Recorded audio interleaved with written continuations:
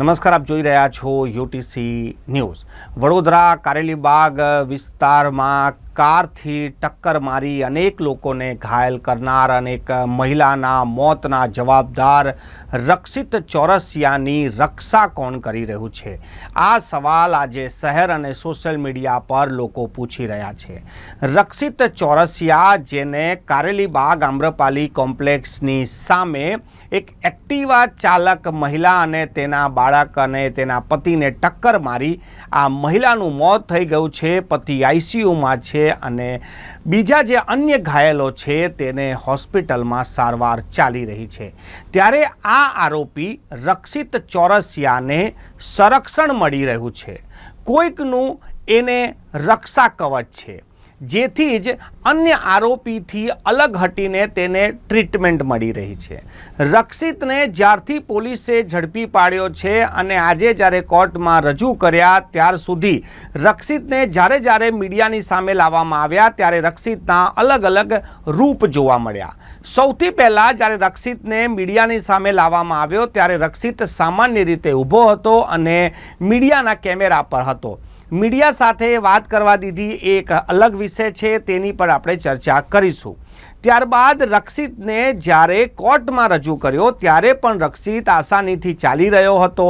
જ્યારે રક્ષિતને છાતીમાં દુખાવો થયો, એસએસજી હોસ્પિટલ લઈ ગયા ત્યારે પણ રક્ષિત આરામથી ચાલી રહ્યો હતો। પરંતુ જ્યારે રક્ષિતને ઘટના સ્થળ પર લઈ ગયા, આ માત્ર 2 કલાકનો અંતર હતો। આ 2 કલાકમાં જ રક્ષિતને ચાલવાના પણ હોશ નહોતા, જાણે કે રક્ષિતને ખૂબ માર મારવામાં આવ્યો હોય, તેના ટાંટિયા તોડી નાખવામાં આવ્યા હોય, એ પ્રકારના દ્રશ્યો કેમેરામાં કંડાર્યા। હવે સવાલ એ ઊભો થાય છે કે પોલીસે આ રક્ષિતને સબક શીખવાડ્યો છે કે પછી એક્ટિંગ શીખવાડી છે?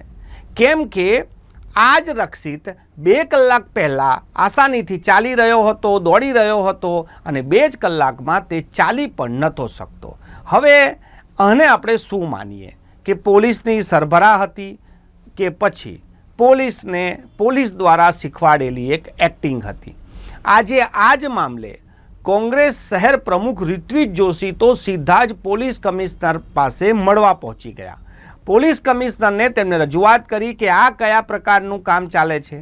એક આરોપી જે પોલીસના હિરાસતમાં છે, એ આરોપી મીડિયા સાથે કેવી રીતે વાત કરી રહ્યો છે? એક મીડિયાને 1 to 1 આપીને એના સવાલના જવાબ અને એના ખુલાસા પ્રસ્તુત કરી રહ્યો છે। આવું તો કોઈ પણ આરોપીને સુવિધા ના મળે। તો પછી આ રક્ષિતને આટલી બધી સુવિધાઓ મીડિયા સાથે વાત કરવાની કોણ આપી રહ્યું છે?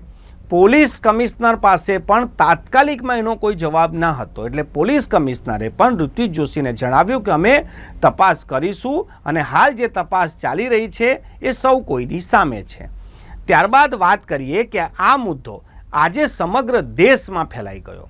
કોંગ્રેસના રાષ્ટ્રીય પ્રવક્તા સુપ્રિયા સુનેતે એક લાંબુ ટ્વીટ કરી નાખ્યું।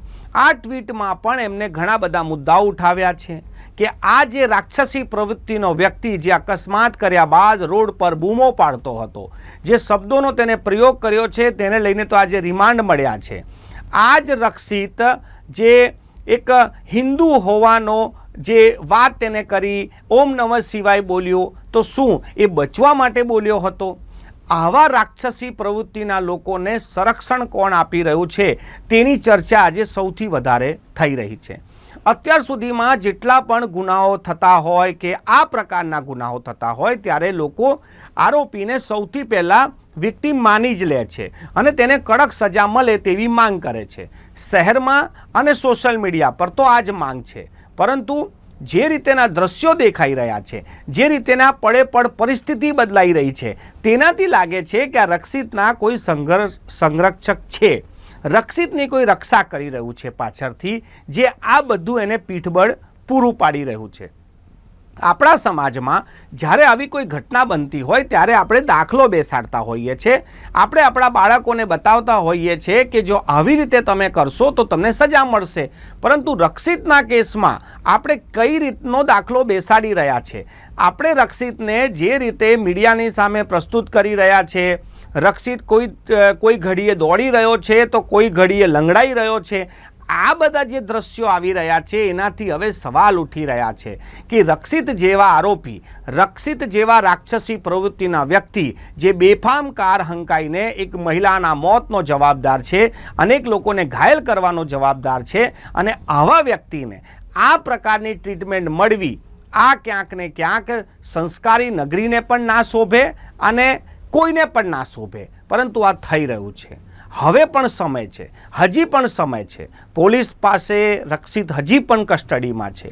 પોલીસ એવો દાખલો બેસાડી શકે છે કે વડોદરા શહેરમાં ફરીવાર આવી ઘટનાઓ ના બને, અને બને તો આરોપીને રિયલાઇઝ થાય કે આ ખોટું છે. પરંતુ જો જે રીતેનું થઈ રહ્યું છે, જો આવું જ ચાલતું રહ્યું તો અનેક લોકો બીજા પણ મેસેજ લેશે કે આવું કર્યા બાદ પણ આપણાને ટ્રીટમેન્ટ સારી મળે છે, આપણે બચી શકીએ છીએ, છૂટી શકીએ છીએ.